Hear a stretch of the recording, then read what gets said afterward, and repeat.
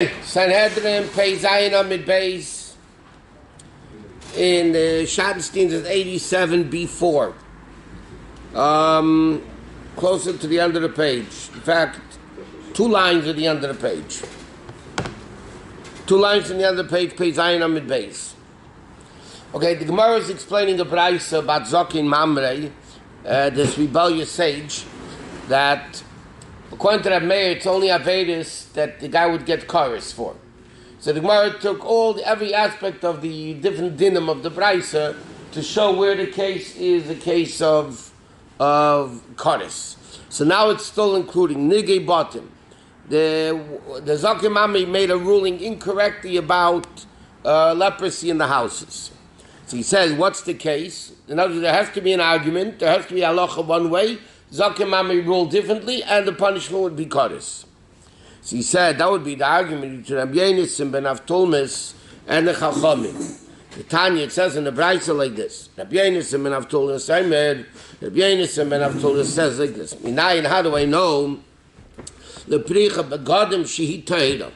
The din is like this, by human leprosy, the Torah says, and you learn out from a pasuk, if leprosy went throughout the entire body, he's not tummy.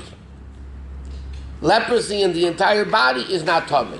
So he says, how do I know that by garments, leprosy of garments would be the same din? That if the leprosy on the garment spreads throughout the entire garment, the garment is tahor? So he says like this. Where did Rabbi Yosef ben Avtolmes learn it out from? Because he says like this, Karachas and Gabachas ba'odam. It says the expression karachas and gabachas, which are a type of leprosies. V'nema karachas and gabachas begodim. And he says there's a gzeira shava. By a person it says karachas and gabachas. By garments it says karachas and gabachas. So therefore we learn out garments from people. And therefore malahal, and just like by a person, parach b'kulei tahor, the whole thing, if it's spread out, is tahor, avkam parach b'kulei tahor. The same thing by garments. If it spreads it, now we're on Peichas Amid Aleph, 88a1. So the Gemara says, so how do we know? So therefore, what's his name? Rabbi Yosef ben Avtolmes. So he says like this, we learn out a gzeira shava, that just like people, a person, if the leprosy spreads throughout the entire person, he's tarred. The same thing, if the leprosy spreads throughout the entire garment, it's tarred. The Chachamim rule, no, you're tamei by garments. Okay? So now, halacha is like the Chachamim, that you're tamei. What happens is Zokim Mamre ruled, like Rabbi Yosef ben Avtolmes, that you're tahor. Right? When the real halacha is you're tamei. Then that guy went into the Beis HaMikdash, thinking he's not tamei, because the sage ruled incorrectly. So then the din is, it will be an aved of Kodesh, because a tamei guy that goes into the Beis HaMikdash is chayiv Kodesh. So that's where you have a Zokim Mamre and a din of Kodesh. Divrei, then the Brayso continues. What is the next thing? Divrei, Elo Arachim Acharamim V'Gdeishes. That refers to Erchen vows, and the Gemara is going to explain each one. Chedem vows and consecration, meaning a person made a vow to donate things to the Beis HaMikdash. What's moving there? And not just oh. So he says, what's the case of Erchen? It's the argument of Rameh and Rabbanim. What argument is there between Rameh and the Chachamim?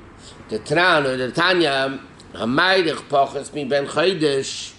Okay, now, the Torah speaks about Erchen. You know, Erchen, the guy says like this, my value is donated to the Beis HaMikdash. So the Torah says like this, if you're a month old, X amount of money. You're this age, X amount of money. You're male, this amount of money. You're female, this amount of money. Now, less than a month old, the Torah doesn't give any erchen value. Well, like we discussed in the past, because under a month you don't have a chazaka that you're for sure going to stay alive. A baby under 30 days old, God forbid if somebody kills an infant less than 30 days old, he doesn't get capital punishment, because we don't know that the kid is going to be viable. So same thing, the Torah says Erchen, the Torah starts from a month old. Starting from a month old, so then you have to do Erchen. So now the Gemara says, what happens if somebody gives the Erchen of a baby under 30 days old?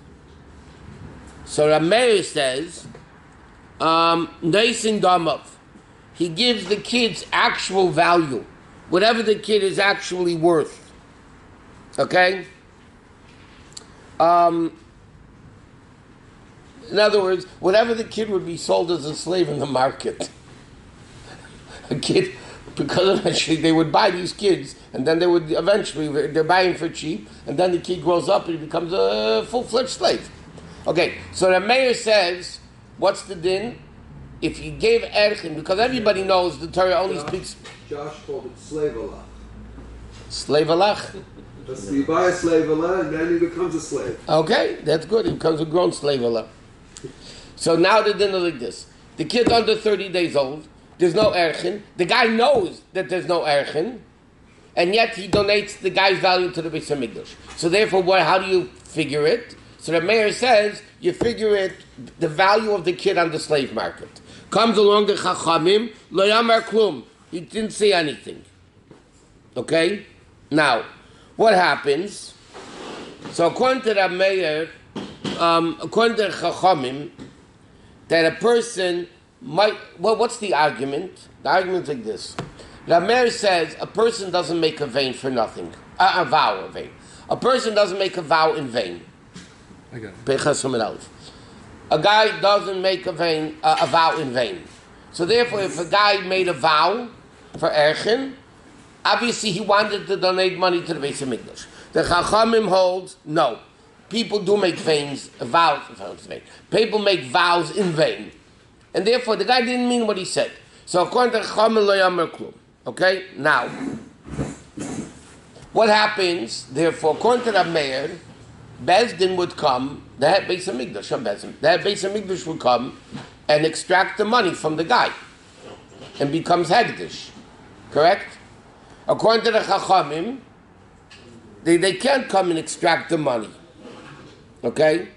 It means his personal property. Now, again, like Gemara said before, what would be the problem with Karis? Somebody did Kedushin to a woman with that money. Okay? Now, according to that mayor, the money belongs to the Beis HaMikdash. If the money belongs to the Beis HaMikdash, it's not your money. You can't do Kedushin with a woman. So then she's not a married woman. According to the Chachamim, that it's worthless, right? That means the money belongs to the owner, to the original guy, not to the Beis HaMikdash. So now if that owner would take that money and do Kedusha with a woman, according to the Chachamim, she would be an Eishes Ish, because it is his money. According to the mayor, it's not his money, it's the money of the Beis HaMikdash. If it's the money of the Beis HaMikdash, then the Kedushin is not valid, correct? So now, the halacha is like the Chachamim, that the vow is worthless. That means the money remains the guy that made the vow, right? But the guy ruled like a mayor that the money belongs to the Beis HaMikdash, which is incorrect, because halacha is not like a mayor. The halacha is like the Chachamim, that it was worthless what he said, and therefore the money is still his. Then the guy goes into Mekadesh a woman with that money. According to Chacham, it's a good Kedushin, and if somebody has relations with her, it'll be Kaddish. But according to that mayor, it wouldn't be a valid Kedushin because it wasn't his money to give away, it belonged to the Beis HaMikdash. So that's another case which would be a case of Kaddish. Charamim, what's Charamim? The plug to Rabbi Yehuda ben Beseira v'Rabbanon. Okay, what's the union of a Chedam? Chedam also, a guy donates money, he says, my property is as Chedam. Not like we say Chedam, excommunicated. He says, Yachram LaHashem. Now, where does that go to? So it says like this. It's the argument Rabbi Yehuda ben Beseira and the Chachamim. The Tana says in the Mishnah, Rabbi Yehuda ben Beseira Eimer, Stam Charamim lebedek habayis. If a guy just says, my property is Chedam, and he doesn't say clearly to whom, it goes to the Beis HaMikdash fund. Okay? Now, what happened? Shenamar, because it says, Kol Chedam, Kedesh Kadoshim Hu. It says, every Chedam that you make is Kedesh Kadoshim, which obviously means it goes to the Beis HaMikdash. Obviously, you can't bring it as a carbon. If a guy says on the table, this is Chedam LaHashem, Okay, so Rabbi Yehuda ben Beseira holds it goes to the fund of the Beis Hamikdash. The other fund was called Bedek Habayis. Bedek Habayis, if a guy donated money to the Beis Hamikdash, or they donated objects to the Beis Hamikdash, obviously they couldn't use it for a carbon, because it wasn't a carbon. Table's not a carbon. But there was upkeep on the Beis Hamikdash. It was called Bedek Habayis. The Beis Hamikdash had the upkeep. There were expenses. There were this, the fund, the upkeep fund. So the din was, the Chachamim say, not like Rabbi Yehuda ben Beseira. Rabbi Yehuda ben Beseira says, if a guy says on this table, it's Chedom Lashem, so then it goes to the Bedek Habayis. So it becomes Hegdish, right? The Chachamim say, no, Stam Cheromim L'Kohen. If you just say Chedom, it goes to the Koyanim. It goes to them as a gift to the Koyanim. Shenema, because it says, Kestei HaChedom LaKoyen Ti HaChuzasi. Just like the Chedom field, any Chedem goes to the Koyanim. So now the question is, but the Pasuk says Kodesh Kodashim. How can you say it goes to the Koyanim, which means it's not holy, when the Pasuk says Kodesh Kodashim? So he says it means Shachol al Kochi Kochim. This could take effect on Kochi Kochim, but not into Kochi Kalim. Okay, now meaning like this.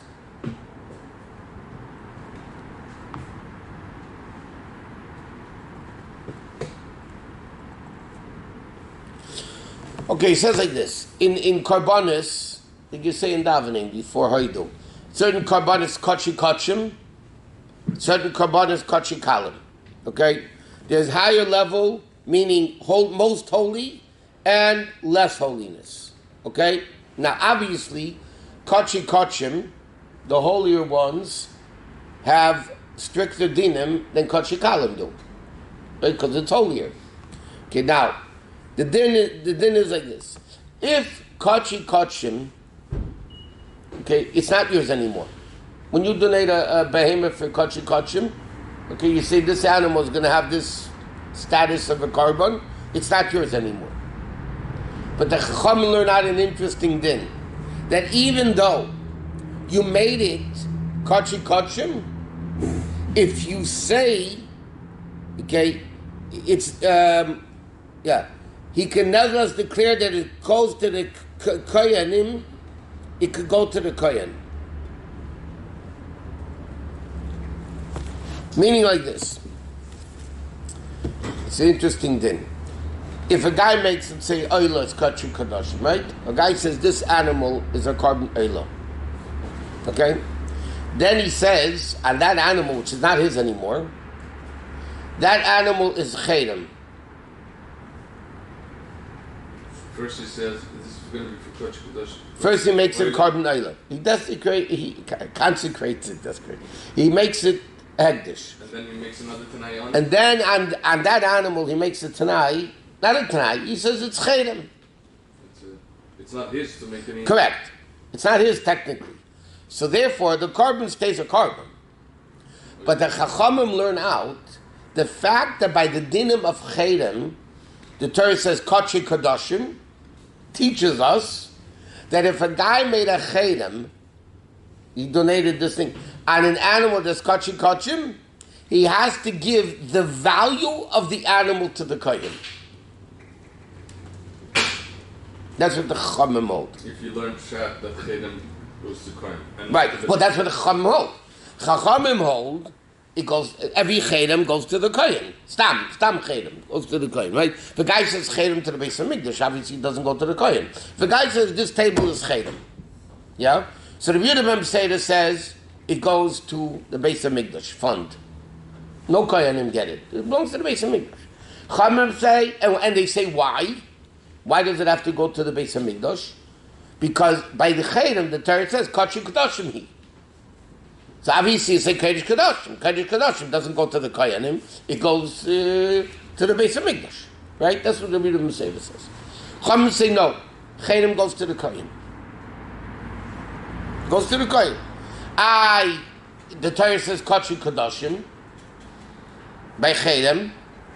So he said, no, what it means is that if you give a Chedem on an animal that's Kodesh Kodashim, It's valid, meaning you have to give the kohen the value of that animal that you just consecrated to the Beis Hamikdash.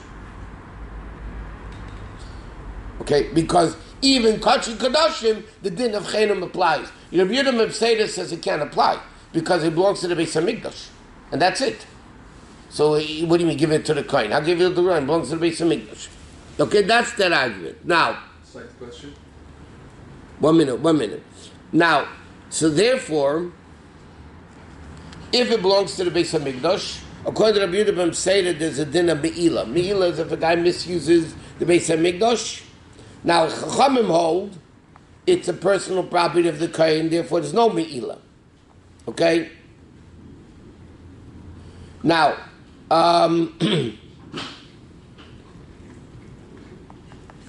Rabbi Yehuda, if the Chachamim Paskin like Rabbi Yehuda, if the halacha is like Rabbi Yehuda Mepseda, that it belongs to the Beis Hamikdash, meaning there is a din of Me'ilah, and this guy rules like the Chachamim, it holds there's no din of Me'ilah. By Me'ilah, there could be a din of Kodesh. There could be a din of Kodesh by Me'ilah. So then again, you have another case where the Sakim Mamre rules incorrect halacha, and it would be an involvement of Kodesh. What? Can the Beis Hamikdash redeem the gift? Sure. Its value? Sure. Beis Hamikdash. So how many tables do they need? What if 100,000? That's what I'm saying. So Beis Hamikdash, they had, but they evaluated. Okay. Beis Hamikdash would sell things. Beis Hamikdash sold things for money. So a guy donated, not a shmata, no, I don't think people donate a shmata, but I'm saying people donate something to Beis Hamikdash they didn't need. So what did they do with it? Somebody donated stam, an animal, not for a carbon. Somebody donated an animal, or with a blemished animal to the Beis Hamikdash. What are they going to do with it?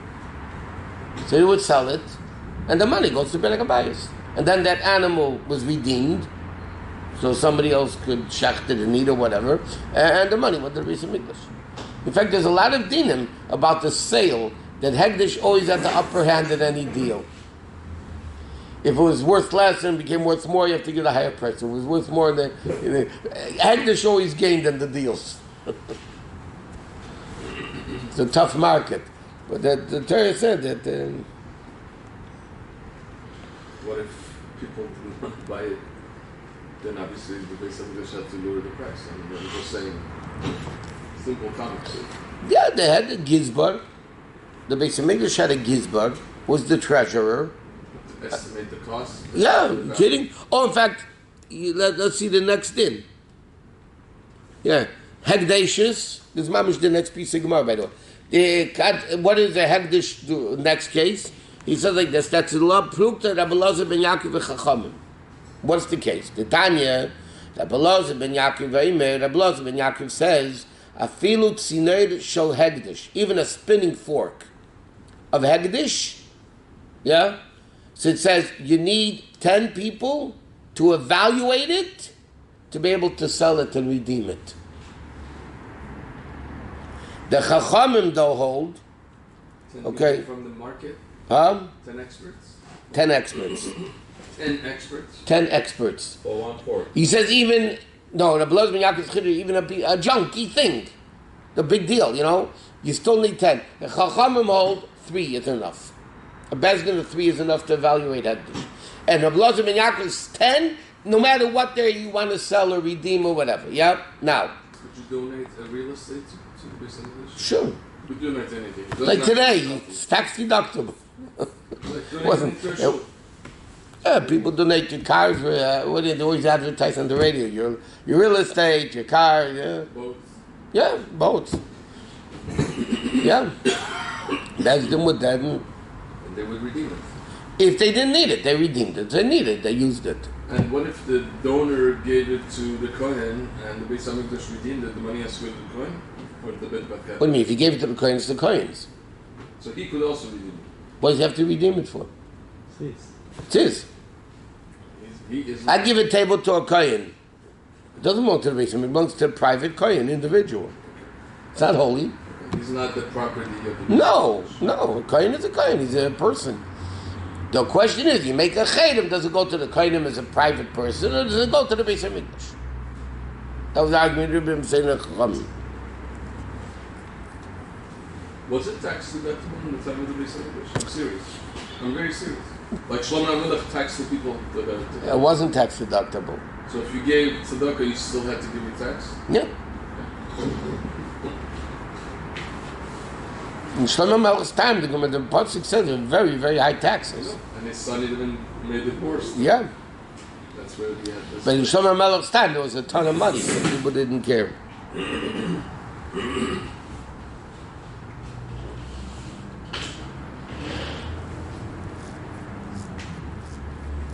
Okay, so now, how would this get into chorus? So it's interesting here. It's the opposite, like of the same case before. According to Rabbi Elazar ben Yaakov, you need 10 to redeem it. Yeah. So if 3 redeemed it, it's not redeemed. That means it still belongs to the Beis Hamikdash, right? Chachamim say 3 is enough to redeem it. Once you redeem it, it's not hegdish anymore. Correct? 3 what? It's a bezdin of 3 to evaluate it and redeem it. Rabbi Elazar ben Yaakov said you need 10, right? So what happened if a bezdin of 3 redeemed it? According to Chacham, it's redeemed. It's not hegdish anymore, correct? And according to Rabbi Elazar ben Yaakov, it's still hegdish because you didn't redeem it properly. If you didn't redeem it with 10 people, it's still hegdish. Yeah? So now what happens if the bezdin ruled like Rabbi Elazar ben Yaakov? That you need 10. And it was redeemed by 3. So it means the halacha is, let's say, like Rabbi Elazar ben Yaakov, that it's still hegdish, right? This guy ruled like the Chachamim, that it's not hegdish, correct? And then the guy used it, so then it could be a shayla of me'ila again with chorus and everything else. So again, you have the argument of a zakim mamri, where the zakim mamri ruled against the public halacha, which again would involve the din of chorus.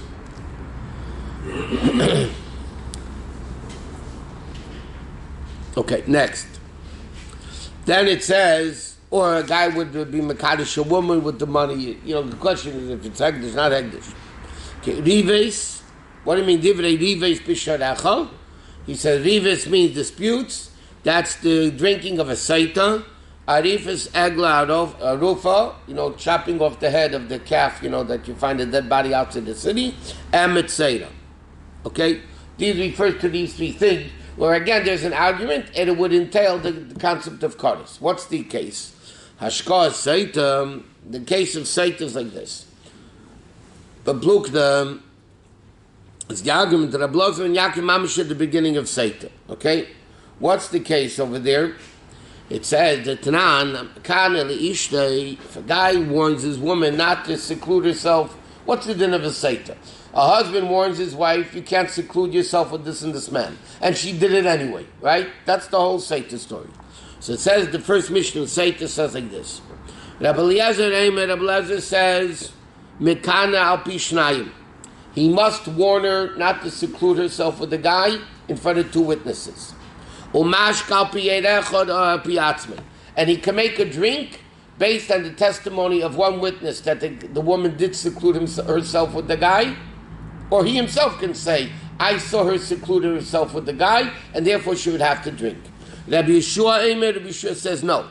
Mekan al pi shnayim, you have to warn in the presence of 2 witnesses, and then you can only give her to drink if she secludes herself in the presence of 2 witnesses. Okay? Which means like this. What's the argument? The case of Saita is basically a guy warns his wife, don't seclude with this and this guy, and then she ends up secluding herself with him. Yeah? So Rabbi Elazar and Rabbi Yeshua argue. Rabbi Elazar says, Rabbi Eliezer in fact says, not Elazar. Rabbi Eliezer says, you have to warn her in the presence of 2 witnesses, not to seclude herself with the guy. But if she secludes herself and 1 witness sees it, it's good enough. She's guilty as charged, so to speak. She has to drink the Saita water. Rabbi Yeshua says no. You need to warn her with 2 witnesses, and you need 2 witnesses to testify she was secluded.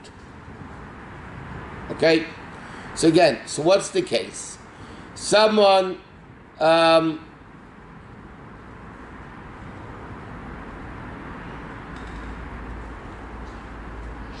okay, now what happens if a woman says, I'm not going to drink. A woman says, I refuse to drink. Okay, so he says like this. There are certain women that are forbidden to the husband, but they can't be tested by the waters. Normally, what do? If the woman secluded herself, yeah, they bring her to the court, right, and they give her the water to drink. If she's innocent, the water blesses her. If she's guilty, the stomach plots is open. Stomach bursts open, she dies, right?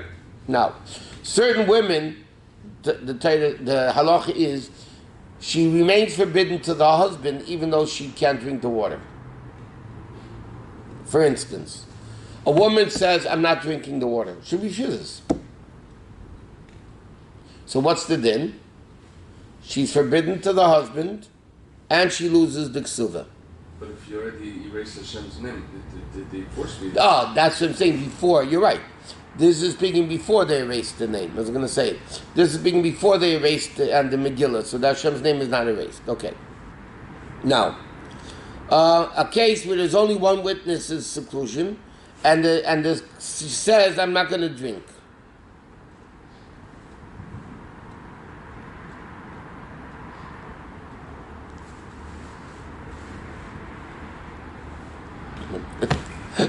It's a real crazy case. What happens over here is like this.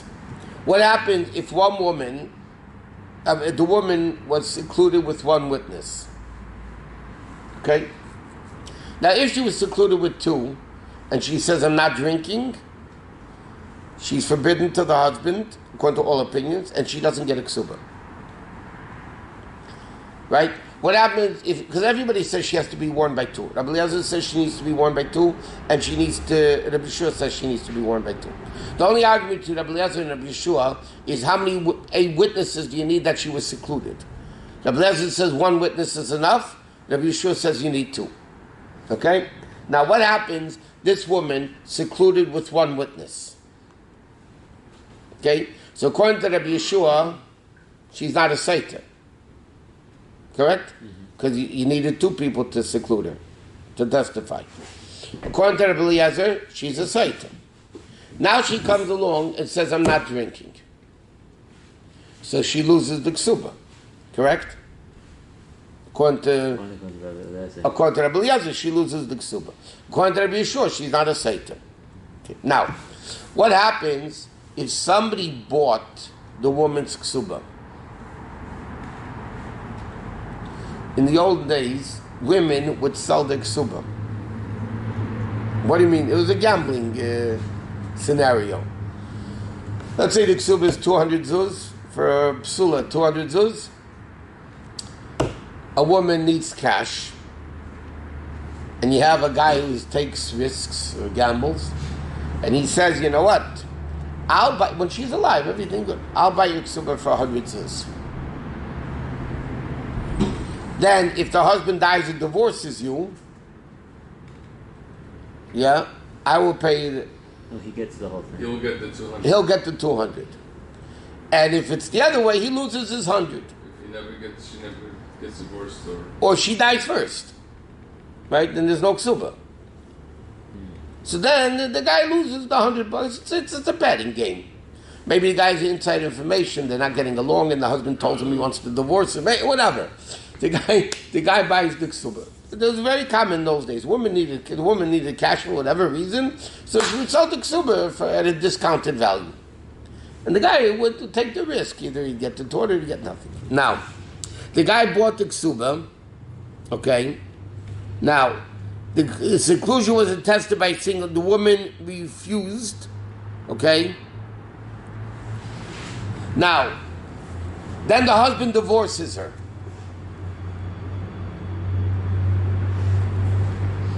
Right? The husband divorces her, but he's not paying a ksuba. This guy says, 1 minute, he divorced her, I do get the ksuba. So he grabbed the husband's money for the value of the ksuba. Now, according to Rabbi Eliezer, the guy can keep the money. No, he can't keep the money. He can't keep the money because according to Rabbi Eliezer, she's not a saita. She only secluded No, Rabbi Lezer, I'm sorry. She is a saita, so she doesn't get a ksuba. If she doesn't get a ksuba, the guy can't seize the money, and therefore, if he seized the money, it's not his money. Correct? Because she's not a saita.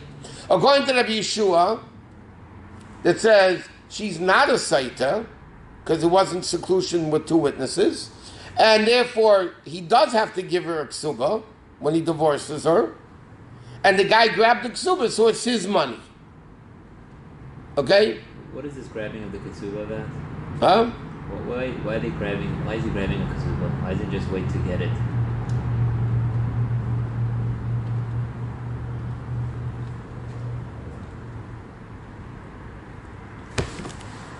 Why is he grabbing a ksuba? Why isn't he just waiting to get it? Because he saw the husband divorce the wife, and he knows that there's a whole issue over here with saita, and the husband says, "I'm not paying you the ksuba."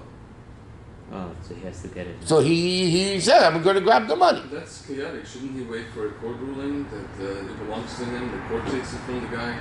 No, because he's afraid that he's not going to get it later. That's chaotic. There is a din of it in Ishtin and Nafshi. That's chaotic. There's a din. If I know you owe me money, okay, and I'm afraid that I'm not going to get it in the court, yeah, I can go grab the money sometimes, and it This could is the time stay. that people bought from the gun.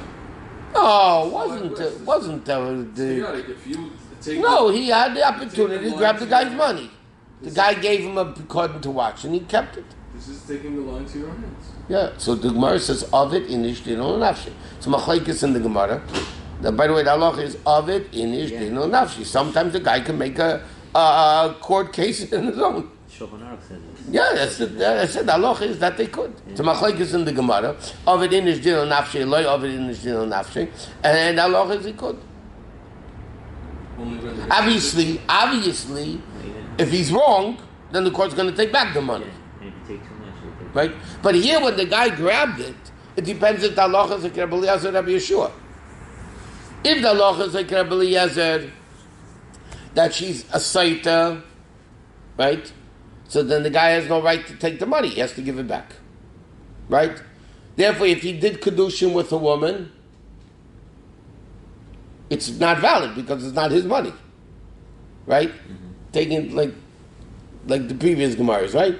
He did kedushin with a woman, then it wouldn't be valid. The woman wouldn't be an Eishes Ish. If, though, the halacha is like Rabbi Yeshua, that she is not a saita because she wasn't secluded in front of two people, she was only secluded in front of one, and Rabbi Yeshua said she needs to be secluded in the presence of two Eidim, so then the guy did grab the money legally. Correct? And then the kedusha would be valid. So what happens, again, if the court was to rule like Rabbi Eliezer, the guy rules like Rabbi Eliezer, and the Bezdin paskins like Rabbi Yeshua. So then it'll be a message, the woman's an Eishes Ish. According to Rabbi Yeshua, the Kedushin is valid, because he was allowed to grab the money, because she's not a Saita. So again, it's a Kardas again. so many steps in this. Yeah, I understand, but the Gemara is just saying, because Rav Meir holds, again, the whole din is Zakim Amri, the Chachamim say any halacha that he goes against. Okay? Rav Meir says, no, it has to be Yisr Kardas. That the Zakim Amri should get killed as a Zakim Amri. Rav Meir holds it has to be Kardas. So the Gemara is just going, the halacha is not even like Rav Meir. But the Gemara is going through each aspect of Zakim Amri in the Pasuk.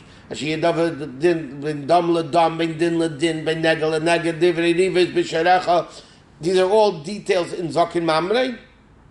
So the Gemara is just showing you hypothetical cases where, according to Rav Meir, the Zakin Mamre can make an incorrect ruling, things relevant to Karis, and therefore he's a Zakin Mamre, and he would get killed.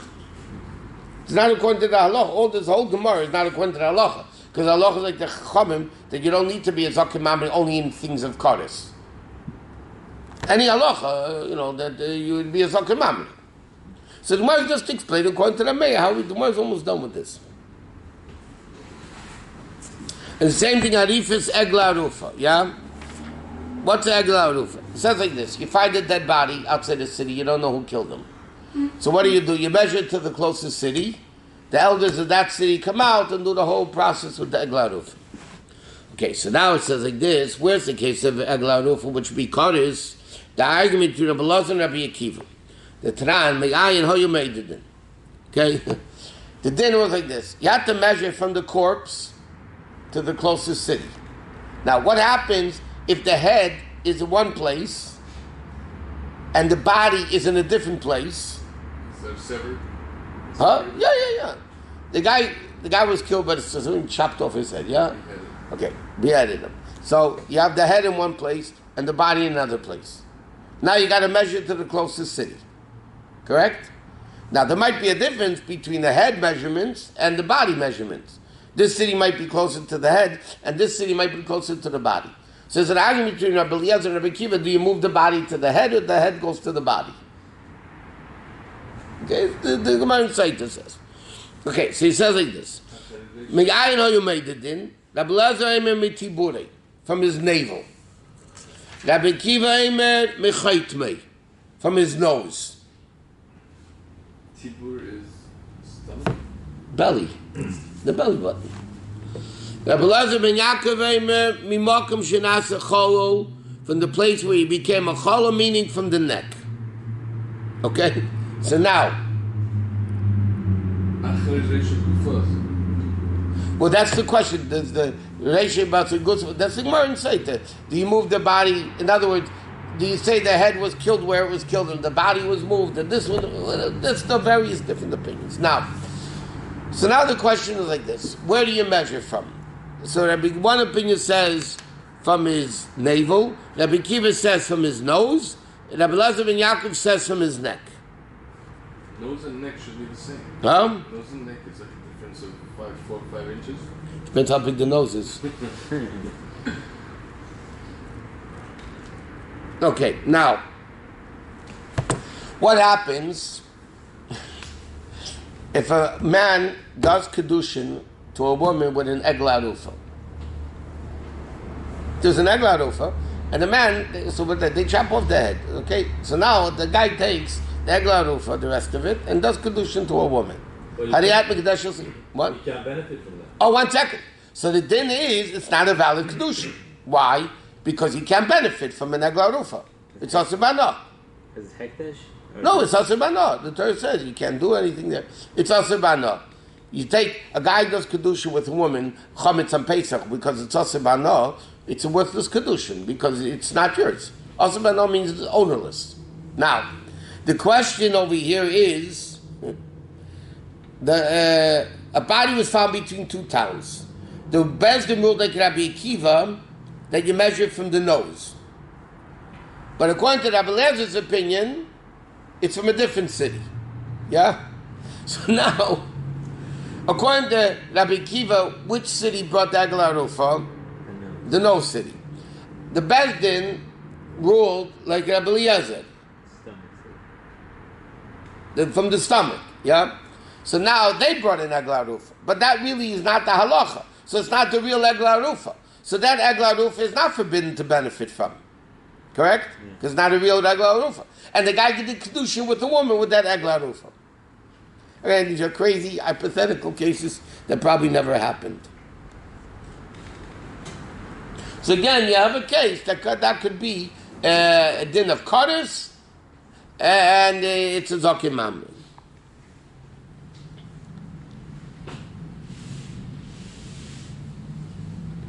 Okay, next is like this. Taris Mitzayra, one of the things with lepers, purifying the leper.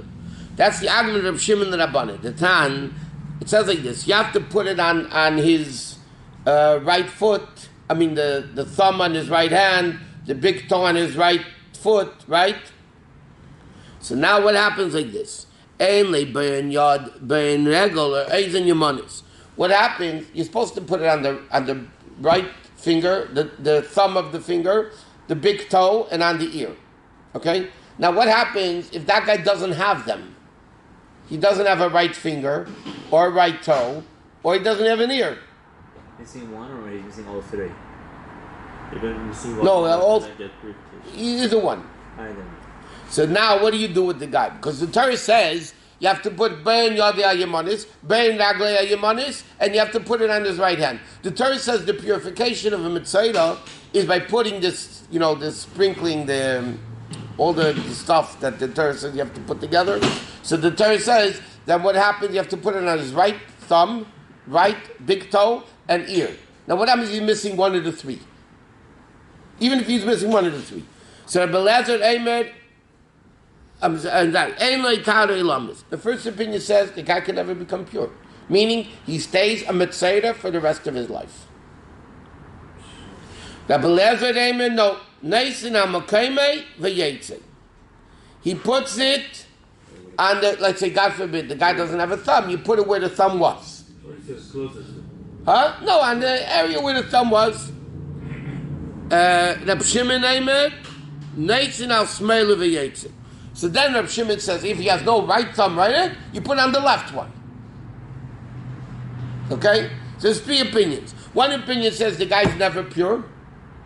Rabbi Eliezer says you put it on the place where it was supposed to be, and Reb Shimon says you just do it on the left hand. Yeah? Now, a B'tzeira goes into the Beis HaMikdash, she gets kares. Now, what would be if the Chachamim, if the halacha was like the Chachamim, yeah, that the guy's never pure? The guy's never pure, because he doesn't have the three things.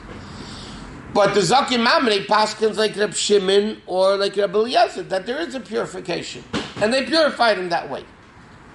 Okay, but that's really halacha is like the Chacham that he stole a leper, and he goes into the Beis HaMikdash, so he gets kares.